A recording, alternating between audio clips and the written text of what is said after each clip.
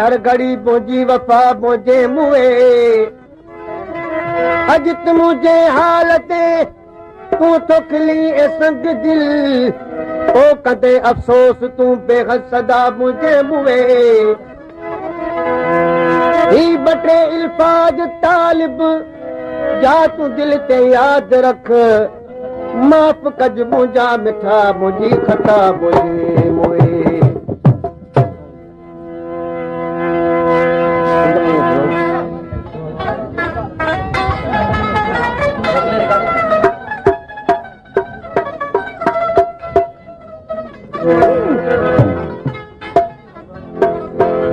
दुनिया जे दोस्त धड़कन तोखे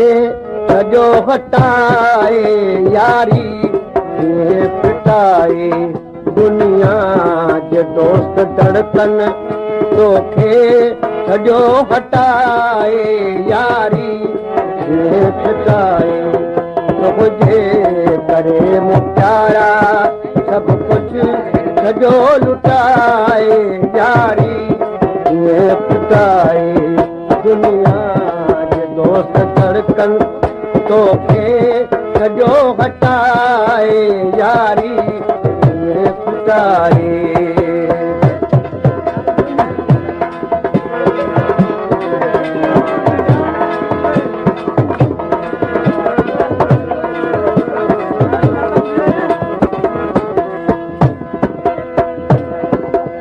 अहिड़ी ख़बर हुजेगा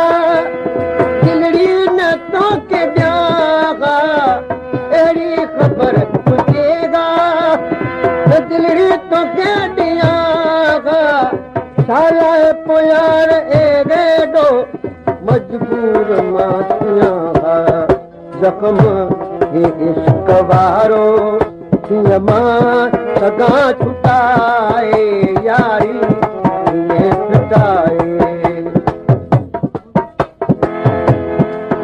दुनिया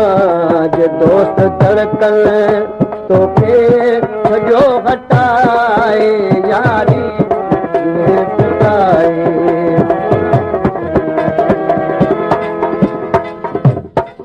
फरमाइश आहे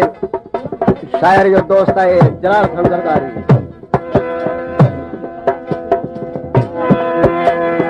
माण्हुनि खां जेठ जी को चाला रखी पोयारी माण्हुनि खां जेठ जी को चाला रखी पोयारी छोरो आतो के ख़ैर तोखे कई गदारी हर मोड़ ते तूं हर मोड़ ते बीहे तूं नटाए यारी पिटाए दुनिया दोस्त धड़कन तोखे सॼो हटाए यारी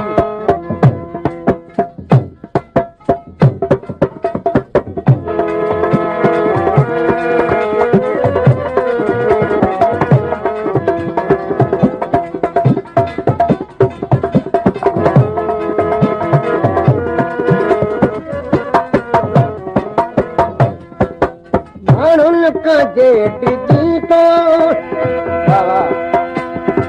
चला रखे पोयारी तोरो अतो के ख़ैर तो बेकई खदारी हर मोड़ ते बीहे तूं मूंखां किथां नटाए दुनिया जे दोस्त धड़कन तोखे सॼो हटाए यारी पिटाए दुनिया जे दोस्त धड़कन